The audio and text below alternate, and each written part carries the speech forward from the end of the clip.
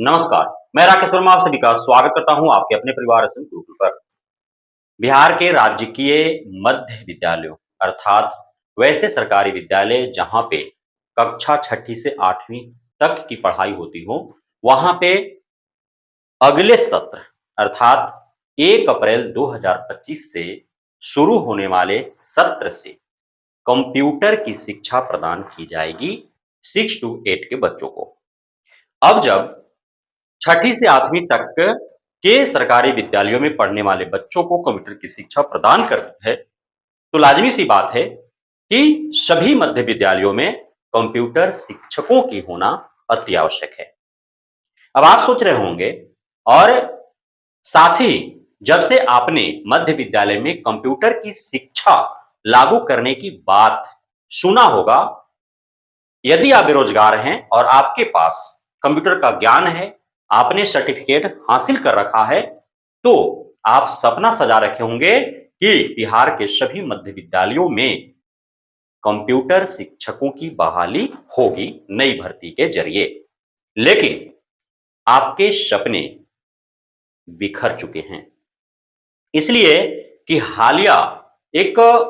पत्र जो सभी बिहार के जिला शिक्षा पदाधिकारियों को लिखी गई है, उस पत्र में साफ साफ अंकित कर रखा है कि बिहार के प्रत्येक मध्य विद्यालयों में कंप्यूटर की शिक्षा वहां पढ़ने वाले बच्चों को प्रदान करना है, जिसके लिए एक एक कंप्यूटर शिक्षक की आवश्यकता है। लेकिन वह कंप्यूटर शिक्षक पूर्व से बहाल जो शिक्षक हैं उन्हीं में से होंगे। सभी जिला शिक्षा पदाधिकारियों को निर्देश दिया गया है कि 7 दिनों के अंदर यह लिस्ट सौंप दे कि जहां भी मध्य विद्यालय है वहां पे पढ़ाने वाले शिक्षक या शिक्षिकाओं में से कौन कंप्यूटर की जानकारी रखता है, किसे कंप्यूटर का ज्ञान है, किसके पास कंप्यूटर का सर्टिफिकेट है, चाहे वह कोई भी कोर्स कर रखा हो, इसलिए कि छठी से 8वीं तक के बच्चों को सिर्फ बेसिक नॉलेज ही देना है कंप्यूटर के बारे में। इसलिए थोड़ा बहुत भी जिन शिक्षक शिक्षिकाओं को ज्ञान होगा कंप्यूटर के बारे में, वे कंप्यूटर शिक्षक बन जाएंगे। अब इसमें 2 तरह के नुकसान हैं। पहला नुकसान है कि जिन शिक्षक या शिक्षिकाओं को कंप्यूटर शिक्षक बनाया जाएगा, वो शिक्षक या शिक्षिका किसी न किसी विषय के शिक्षक या शिक्षिका के रूप में बहाल होंगे, चाहे वो नियोजित शिक्षक हों, चाहे वह विशिष्ट शिक्षक हों, चाहे वह बीपीएससी शिक्षक हों, किसी न किसी विषय के वे शिक्षक हैं। और जो बहाली करवाई गई अभी हाल फिलहाल में, जिसमें 3 चरणों के बीपीएससी आयोग के माध्यम से जो शिक्षक भर्ती हुए, तो उसमें अलग अलग विषयों के रिक्तियों के आधार पर उन शिक्षकों की भर्ती हुई है। अब छठी से 8वीं तक में वह किसी न किसी विषय के शिक्षक हैं और उन्हें ही कंप्यूटर शिक्षक बना दिया जाएगा। अब ये 29,019 कुल बिहार में मध्य विद्यालय की संख्या है, तो लाजमी सी बात है कि 29,019 यदि मध्य विद्यालय हैं और सभी मध्य विद्यालयों में कंप्यूटर शिक्षा प्रदान करनी है, सभी मध्य विद्यालयों में कंप्यूटर शिक्षक के रूप में पदोन्नति देनी है पूर्व से बहाल शिक्षकों को, तो 29,000 शिक्षक शिक्षिकाएं कम पड़ जाएंगे अलग अलग विषयों के जो शिक्षक शिक्षिका पूर्व से बहाल हैं और वे कंप्यूटर शिक्षक बन जाएंगे तब। तो पहला नुकसान यह है कि उन विषयों के जो शिक्षक या शिक्षिका कंप्यूटर शिक्षक बनेंगे, उस विषय का शिक्षा बच्चों को किस प्रकार दी जाएगी। दूसरा नुकसान है कि जो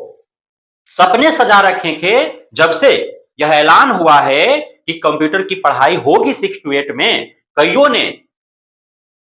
ने पीजीडीसीए का सर्टिफिकेट प्राप्त कर लिया जुगाड़ लगा करके। कईयों ने कोई 20-20 हजार 30-30 हजार रुपए खर्च किया और पीजीडीसीए का सर्टिफिकेट प्राप्त कर लिया कि भाई 6 to 8 में कंप्यूटर शिक्षकों की भर्ती होनी है। कोई बहुत पहले से वह कंप्यूटर की शिक्षा प्राप्त कर रखा है, कोई बीसीए कर रखा है, कोई एमसीए कर रखा है,